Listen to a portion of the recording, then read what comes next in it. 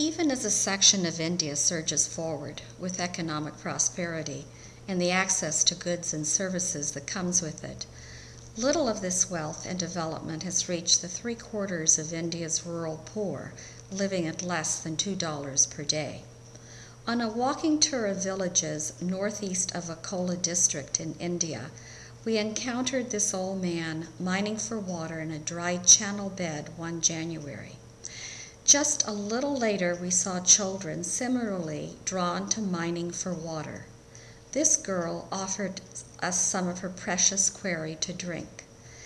In this manner was born a plan to build a series of check dams for these same villages.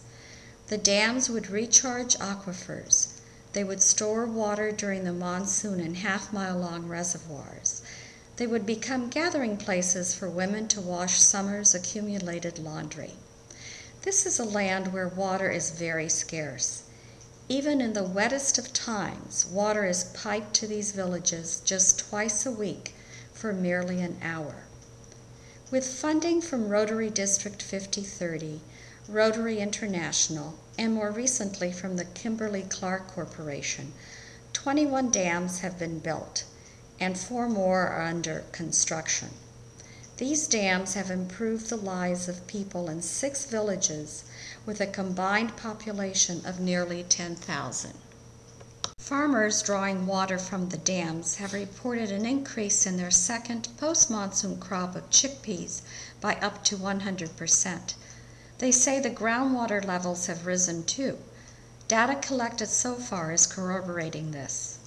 With funding from Kimberly-Clark, 2,500 trees are being planted along the lakes formed behind these dams and elsewhere along village roads. Water is life. It transforms the landscape, brings new hope, and changes life. In the hushed darkness of a powerless night, 50 men and these few women sat with us at a village temple, discussing the logistics of dam construction. In a moment's pause, the older lady with the thick glasses, Mrs. Nirmala Gawande, made a passionate plea for sanitation more urgently than for dams. She had spent her life going out into the unsure night and early morning to perform her most basic and intimate needs. Her daughters had done the same. She did not want her granddaughters subjected to the same fate. Taking her cue, we obtained new funding for building sanitation units in 2 villages. Mrs. Gawande broke ground for the first of these, her own private clean latrine. A competition was set up between villages. Groups of men and women went house to house to sign up participants. 2 villages won, meeting all conditions which we had required. Building these toilets, 242 of them, is no small task. We researched what works and what doesn't. We visited sanitation projects in villages in Gujarat and went to the Toilet Museum in Delhi to meet the renowned Dr. Pathak of Sulabh International. We borrowed from the Sulabh toilet design and improved on it for easy maintenance. We named every road, numbered every house in the villages. The homeowners dug the pits for their own units, and we hired contractors for the structure. By October 2011, over 100 of the 242 toilets have been built. Maintenance training is part of the deal, which is being led by women. These families are proud owners. Sanitation goes together with clean drinking water. We are working with these same villages to set up reverse osmosis water purification plants. The extreme salinity of groundwater here requires RO filtration. Water is the cause of much disease, both children's frequent stomach ailments and kidney problems in adults. The attempt is to involve villagers as investors in these projects and set up a new model of self-reliance. While the emphasis of our recent projects has shifted to the desperate poverty of villages, our earlier projects continue and grow. A mobile library with over 6,000 books puts a book in the hand of equally as many children every day. They pay just 1 rupee per month for the privilege. Equally enriching documentary edutainment videos bring the world closer to poor students. We continue programs in music and vocational training. The Kalakar Institute has now graduated 64 students. All are earning.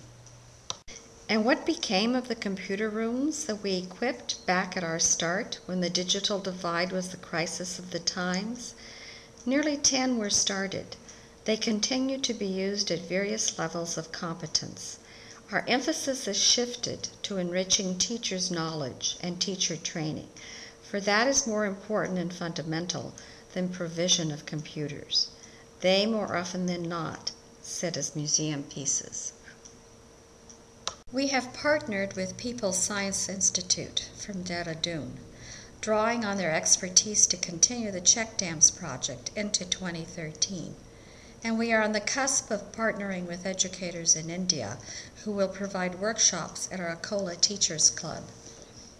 Development is a multifaceted process. Vishal Himalaya Foundation has chosen to create replicable models in its work.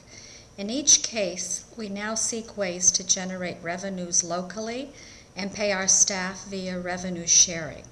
Our work has been noted by authorities. Recently, the Rural Communities Administrator of this region visited our toilets program and noted the key aspects of design that make them sustainable: ease of cleaning. The former collector of the city, Dr. Shrika Pardeshi, impressed by our ideas, and who is now in another region 150 miles to the south, has invited us to present ideas on education, health, and sanitation. Thus, the small funds we collect, which we spend with great caution and efficiency, may just lead to a much bigger impact on development. To those of you who have trusted us and given generously, we give thanks on behalf of those who are not here, but have seen water, sanitation, computers, and vocational training. Thank you.